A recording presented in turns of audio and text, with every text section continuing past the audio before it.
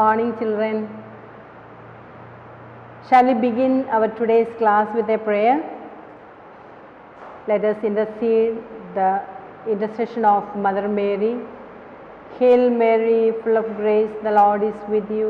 Blessed are you among women, and blessed is the fruit of your womb, Jesus.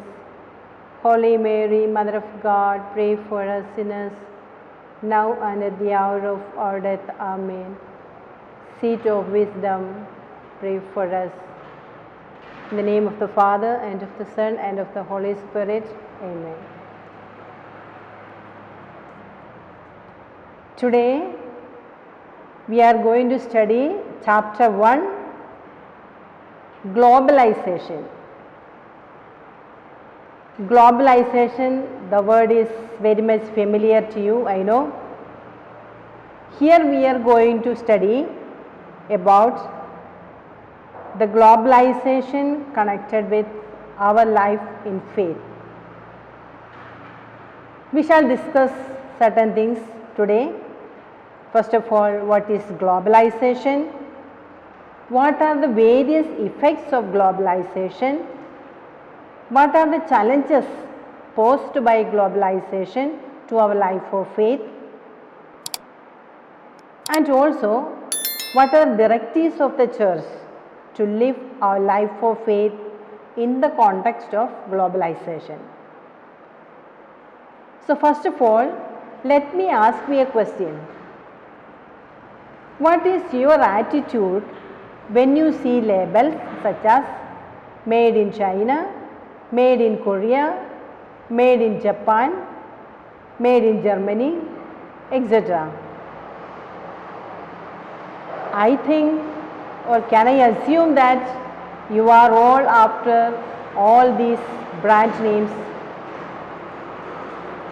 In St. Luke Gospel, chapter 12, verse 15, we read, "Watch out and guard yourself from every kind of greed, because a person's true life is not made up of the things he owns, no matter how rich he may be."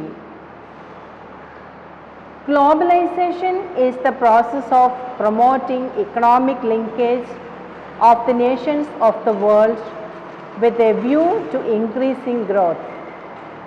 As a result, there is a free flow of information, insights, discoveries, skills and technologies, and different commodities throughout the world markets, so as to make these accessible to all people. It is true that some of its effects are advantageous. For example, better road facilities, greater availability of goods in the markets, and vaster use of information technology.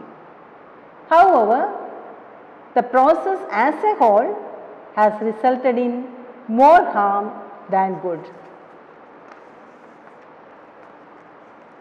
God is good. The entire world He created is also good. Out of His goodness, He created all the natural resources like the lands, water, air and minerals. Therefore, the whole of creation is common to all. Book of Genesis chapter 1 verse 31 says, "God looked at everything He had made, and He was very pleased." God, who made everything, created human beings and endowed them with various powers of creativity. He has given them sufficient wisdom and ability to use God's creation properly and to enrich their lives. Through the God-given creativity, human beings invent many new things for the welfare of the society and the development of the humankind. Through ever new discoveries, the human beings lead the world to further progress. In this way, they manifest God's wonderful plans and activities in various ways. This is indeed a witness to His majesty and glory.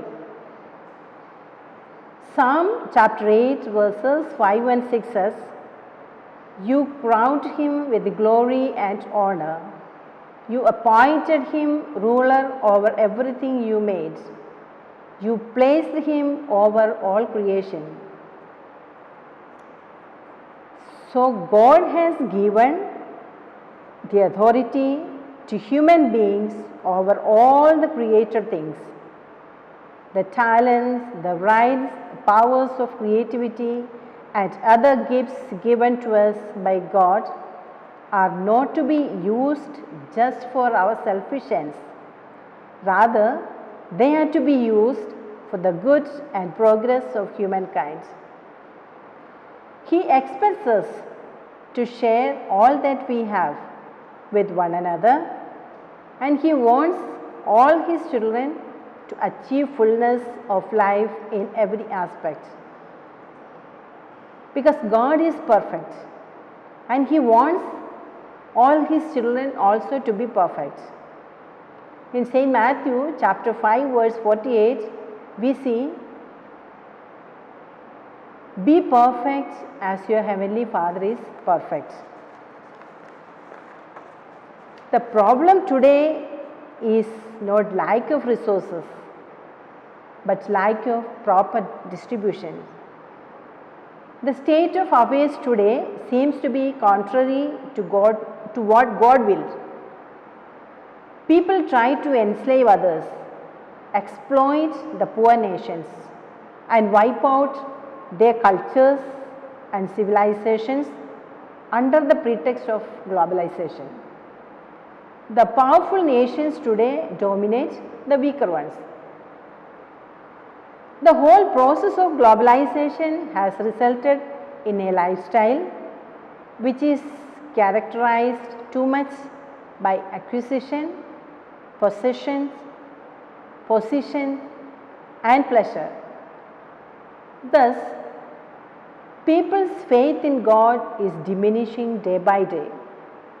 There is a growing indifference to spiritual life and values. People begin to get isolated, and relationships among the people are affected. So, the Church has given some directives to the humankind in this context. They are: we should not trust the human inventions of today excessively, falling a prey to pride. We must be free from the consumerist culture and that globalization has brought about. Our hearts must be disposed to worship God the Creator. We must be inspired to contemplate Him, to accept His word and live by it. We must help one another in a spirit of world fellowship. In particular, we must help those people who are suffering from the denial of human rights and help them to better their living conditions.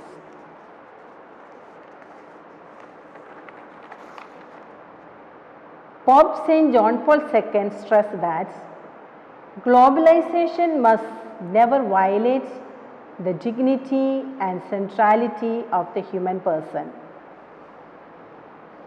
St. John's chapter 17 verse 16, Jesus says, "Just as I do not belong to the world, they do not belong to the world."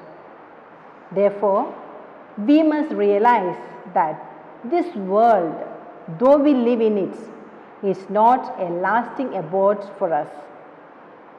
We must trust in God, who is the source of all things. As members of His reign, we must get rid of all discriminations on the basis of country, clan, language, and the like. We must respect and love all who are living with us. We must make use of all the God-given skills, gifts, talents and rights for the good of all humankind. If we do so, we will concretely realize God's reign here and now. Theoretically, globalization may appear to be quite beneficial to all, but in reality, it has resulted in more harm than good. Keeping this in mind, let us respect the values of our culture and promote the use of indigenous goods, products. You can also reflect on what are the foodstuffs and the drinks that you prefer today. What kind of fashionable dress you are fond of, and where are they designed? What kind of electronic goods that you make use of today? You can just reflect on this and you can evaluate what is to be done. Let our motto be Indian, by Indian. God bless you.